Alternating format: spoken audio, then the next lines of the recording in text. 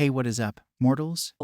It is Robo Celestial here with a new video for you. Welcome to the part 8 of What If Deku Was a Saiyan Season 2. I just wanted to greet you guys by just saying, sit back and relax, you're in for a treat. So, we begin. It was the next day of school and Midoriya was walking through the halls of UA but encountered some stairs while trying to get to class. He couldn't help but think about what happened the day prior, when he pushed his body to his absolute limit, then broke even further. This got Midoriya thinking that he could infinitely increase his power if he wanted to. He mumbled and brought on more stairs as he stood before the door of Class 1A. He opened it only to be met with a barrage of questions. "Hey Midoriya," shouted Kirishima. "That was awesome yesterday. When were you going to tell us about your new ultimate move? Everyone get back into your seats. Mr. Aizawa will be here." Ida protested, but the volume of the room was too high for anyone to hear him. "You were really scary. It looked like you wanted to kill him, but you were so cool," Mina shouted as her excitement levels skyrocketed when she remembered him fighting. "Get to your seats, everyone." "We don't want to," Ida pleaded this time while he chopped his hands repeatedly and still no one would listen. "Please, guys," Midoriya said. "I just want to get to my seat." The group of students that huddled around the door gave way to Midoriya as he closed the door behind him. It seemed as though they were slightly frightened if he got mad again. He went to sit on his seat, however.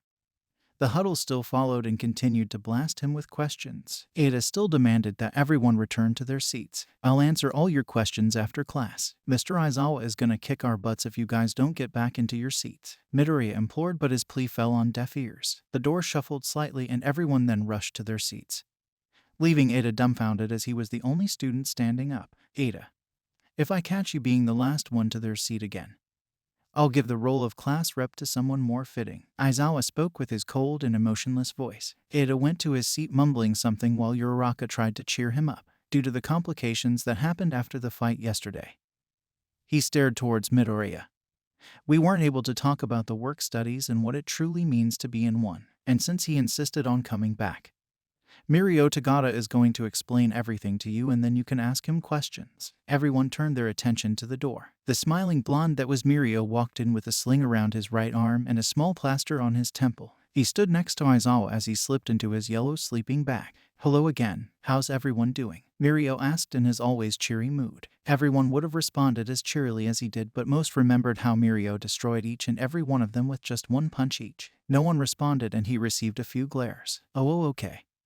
Let me just say sorry first. I'm not very good with words. I was feeling very energetic and thought maybe showing you what doing a work study can do for you. What do you guys think of my quirk? Is it strong?" "Yeah, it's too strong," shouted Zero, as he flailed his arms around. "Yeah, it's not fair. My quirk is nothing compared to that," retorted Hagakure. "Yeah, how can you phase through things and warp? Do you have two quirks like Todoroki does?" Mina questioned him. A small bead of sweat could be seen on Mirio's forehead as he tried to answer the question without giving away his secret. Nope, just the one," Mirio answered as he showed his best poker face. "Just the one," Midoriya whispered, making sure no one could hear him as he chuckled slightly to himself. "My quirk name is Permeation and the warping was." Mirio waited for someone to answer, but he just continued himself. "You guessed it. Simply an alternate application of that power. When it activates, I can go through anything.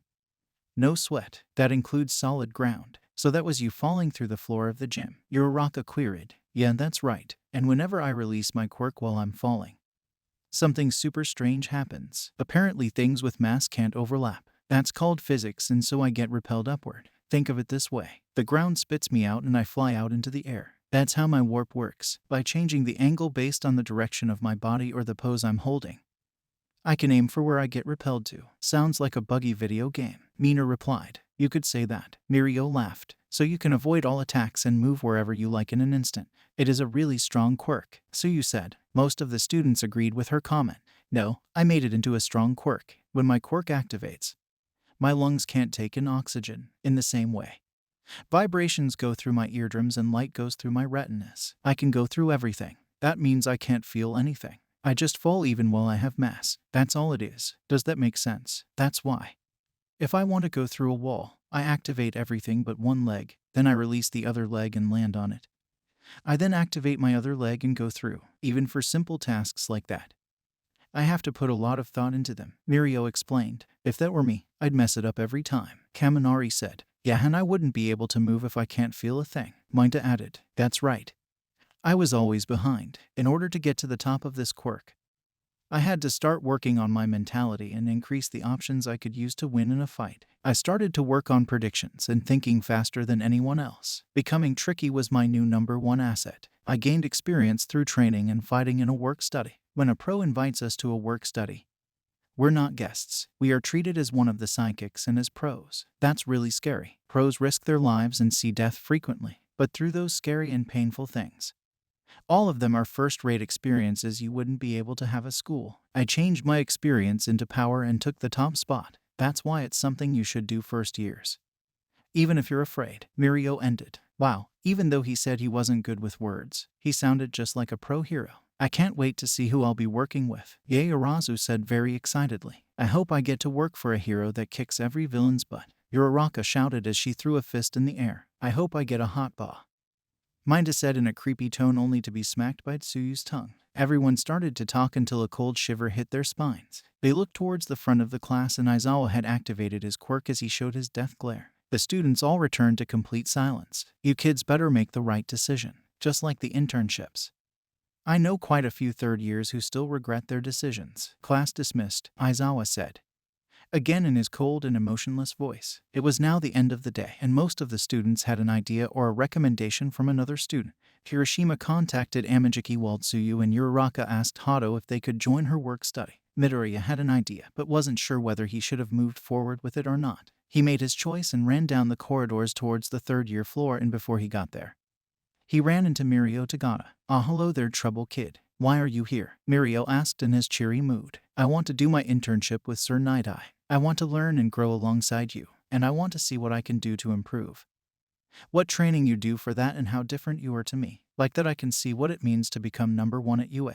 Midoriya said this with so much conviction that Mirio had no other response other than I'll see what I can do. Midoriya had a glimmer in his eyes, wanting to be the best so he could become the next symbol of peace. They said their goodbyes to each other and Midoriya ran home. He knew that it would be a lot of hard work, and so for a week, he continuously trained to transform into his new golden form, which he was gonna call Super Saiyan. His quirk has changed a lot over his lifetime. From giving him a tail to turning to a giant ape, and now being able to power up and fight was the next step in his quirk's evolution. So after training on his transformation, it started to become less and less strenuous the more he did it. It was as though his ceiling wasn't broken, just elevated. He now knew there was more to this power-up than he first thought. However, one day he was training near Dagaba Beach, clearing some of the trash as well as doing endurance, stamina, strength and conditioning workouts in the water. This time there wasn't as much rubbish, but there were quite a few big pieces. He decided it would be better to reduce the bigger pieces by smashing them flat from above. He was successful with his first 2 big pieces, however.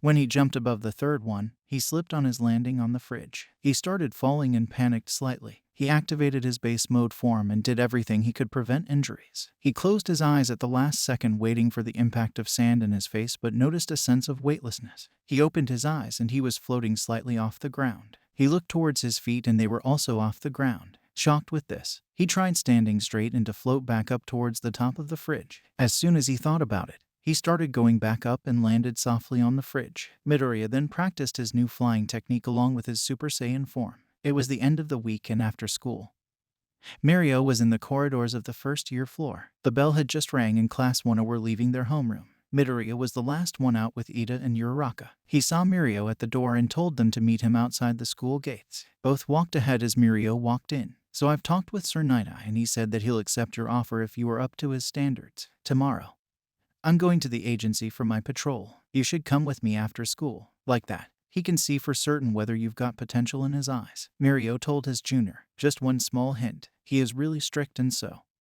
maybe because of his serious image, he holds humor in a high regard, so if you are able to make him laugh, you'll be accepted in seconds. Midoriya felt a cold shiver as he knew he was never a funny person. He definitely thought he was doomed, but he couldn't just give up. He walked with Mirio for a few minutes until they both reached the school gates. They agreed to meet at the gates the next day as Mirio turned back to go into school. Midoriya and his friends walked to the station and then split up as each made their way home. Midoriya told his mom that he would be arriving later tomorrow as he had a very important and very busy day. He trained for a small bit with weights, had a shower, ate and went to bed, happily anticipating what was to come. Thank you all for sticking around and I hope that you enjoyed. Before you leave, we would just like to let you know that We the Celestials has many other channels for your entertainment and viewing purposes. All the information you'll need is right below here in the description. So feel free to check out all the other incredible projects our team creates. Secondly, on behalf of We the Celestials, I'd like to thank everyone involved in the production of today's awesome content. Their details will be in the description below. That's all for today's video. So goodbye and have a divine day.